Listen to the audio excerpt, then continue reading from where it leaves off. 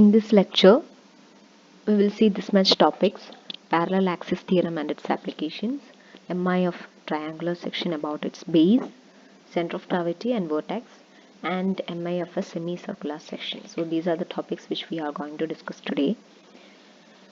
So first thing is parallel axis theorem. Before that, I have to remind you what is perpendicular axis theorem. You have already studied about that.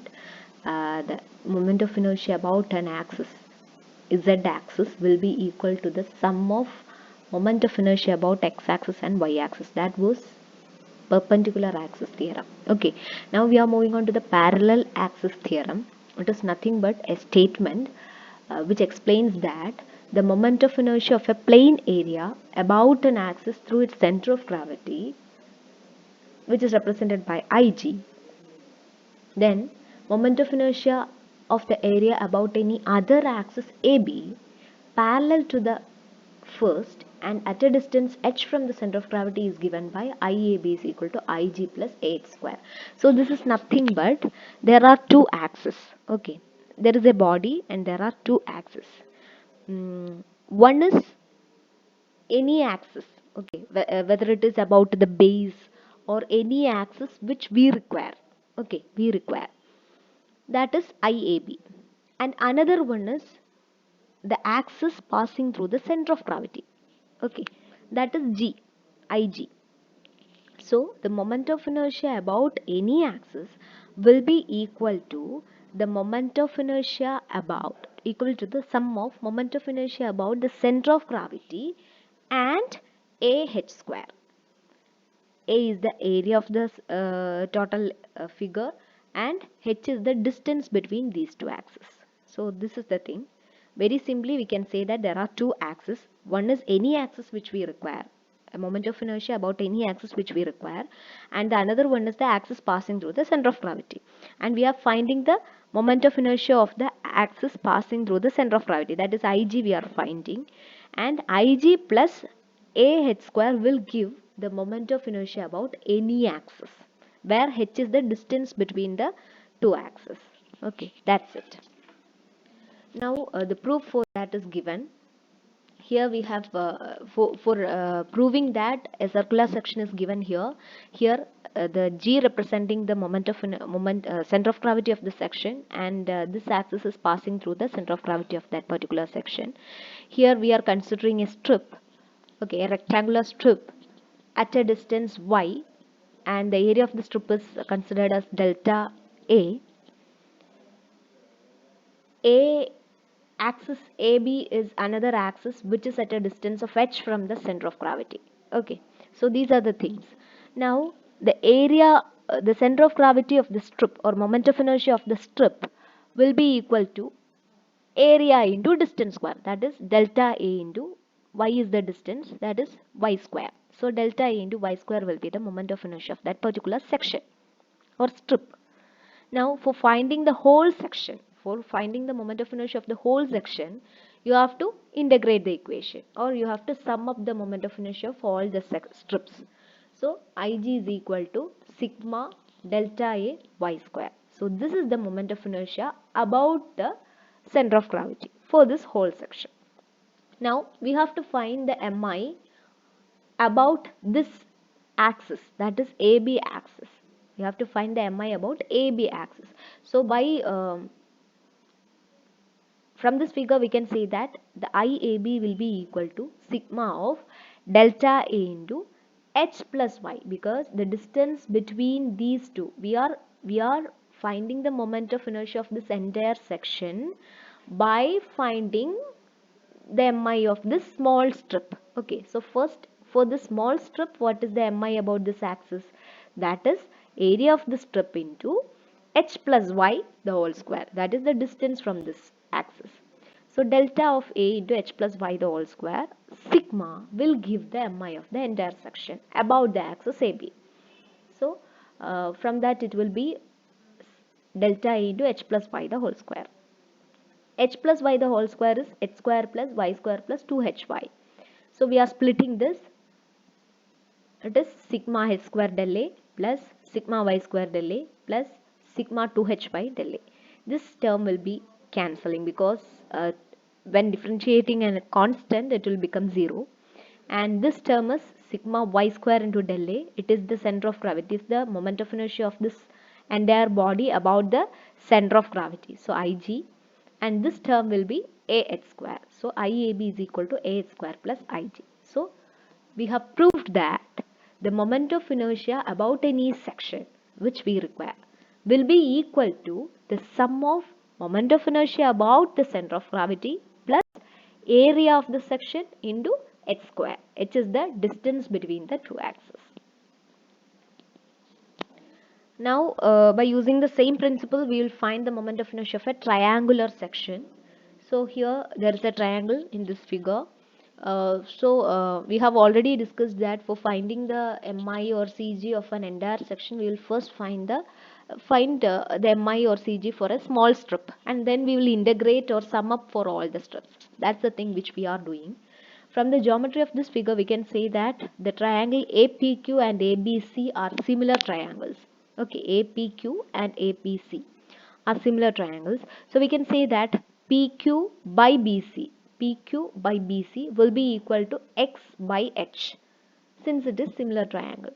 So from that, PQ will be equal to BX divided by H. That is known to you. This is very simple mathematical principle.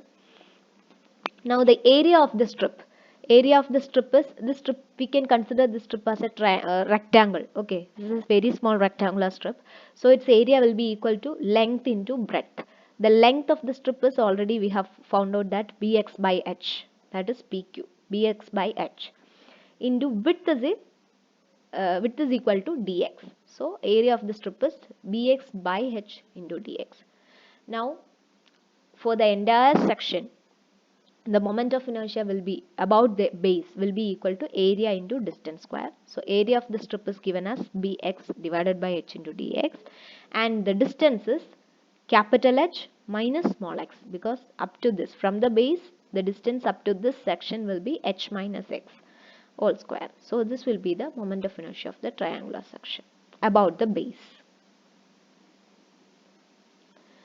Now for finding the entire section, we have to integrate it from 0 to h. So for this was for a small strip, and for finding it for the entire section, we have to integrate it from 0 to h. So while integrating, you'll get it as bh cube divided by 12. So for a triangular section, the area about, or moment of inertia about the base will be equal to bh cube divided by 12. And for finding the moment of inertia about center of gravity, so this is the moment of inertia about any axis. Here we have taken it as base, BC, axis BC. Okay, now we have to find the center of moment of inertia about center of gravity. So by parallel axis theorem, we have already explained that the moment of inertia about any section or axis will be equal to the moment of inertia about center of gravity plus AH square. So for finding Ig, we have to subtract both IBC minus AD square. IBC we have already calculated IBC, and A into D square. IBC is BH cube divided by 12. We have already calculated in the earlier step. And AD square. Area is half BH. Area of the triangle is half BH. D square. D square is H by 3 the whole square, because the distance from the base of the triangle to the center of gravity is H by 3. For a triangle, the distance between the center of gravity and the base is H by 3. We have already seen that in the last case. So the answer will be Ig will be BH cube divided by 36. Okay. And for any section, we can find it by using the parallel axis theorem, any other section. Now, by using the same principle, we have to find the moment of inertia about for a semicircular section. For a semicircular section, the moment of inertia will be equal to half of that of the circle. Okay, half of that of the circle about its base. So here, circle is for the circle, the moment of inertia is pi by 64 d raised to 4, and half of that is pi by 64 into 2 d raised to 4. So it will come to be 0.393 r raised to 4 because we have substituted this d as 2r. So it will be 0.393 r raised to 4. Now we have to find Ig, that is moment of inertia about its center of gravity of the circle. So by using parallaxes theorem, Ig will be equal to IAC plus A square or IAC minus A square. Okay, so what is A? Area of this particular figure will be half of that of the circle, that is half into pi r square. And h is the distance from the base to the center of gravity. For a semicircular section it is 4r by 3 pi. So h is 4r by 3 pi, and ah square will be pi r square by 2 into 4r by 3 pi the whole square, and IAC we have already found out it as pi by 8 r raised to 4. Here this is pi by 8 r raised to 4. Okay, 0.393 r raised to 4, that is pi by 8 r raised to 4. So Ig will be 0.11 r raised to 4. The final answer of Ig will be 0.11 r raised to 4. That's it. Now the moment of inertia of a composite section. We have already discussed about center of gravity and all. In that also we have discussed about composite section. Composite section means some of the figures which we have already discussed are combined together. So that is known as composite section. So here you can see a T section. Here there is a two triangles. One triangle in this section and another triangle in this section, along this section. So this is known as a composite figure. For a composite figure, what we can do for finding MI? There are certain steps for that. The first step is split up the given section into plane areas. So this T section we have to divide it into two triangles, 1 and 2. Second step is find the MI of these areas about their respective CG. So first thing you have to do is you have to find the MI of each of these section about their respective CG. So for the first section, the moment of inertia about its center of gravity you have to find. For the second section, the moment of inertia about its center of gravity you have to find out. So separately you have to find out both. Now the third step is you have to consider any one axis. Okay, either this axis or this axis or this axis, any one axis you have to find, you have to consider. Okay, about that axis find the moment of inertia of both the sections. How you can find out that? By using theorem of parallel axis. So according to theorem of parallel axis, the moment of inertia about any axis parallel to the center of gravity will be equal to the moment of inertia of the center of gravity plus a into h square. So by using this principle, you can find the MI about any axis parallel to the center of gravity. And finally, what you have to do is, you have to sum up all the moment of inertias, of both the sections. Now you will get the MI of the entire section. That's it. So the steps followed here are, first you have to split the sections into 1 or 2 or 3 or 4 pieces. Okay. So here we have divided it into 2 pieces. Now find the MI about the CG for the separate sections. Okay. Third step is find the MI along any one axis. Okay. By using theorem of parallel axis. Consider any one axis and find the CG for each of the sections. Okay, by using theorem of parallel axis. Then finally you have to sum up the MI for all the sections and you will get the MI of the entire section. That's it. And finally the MI of a built-up section.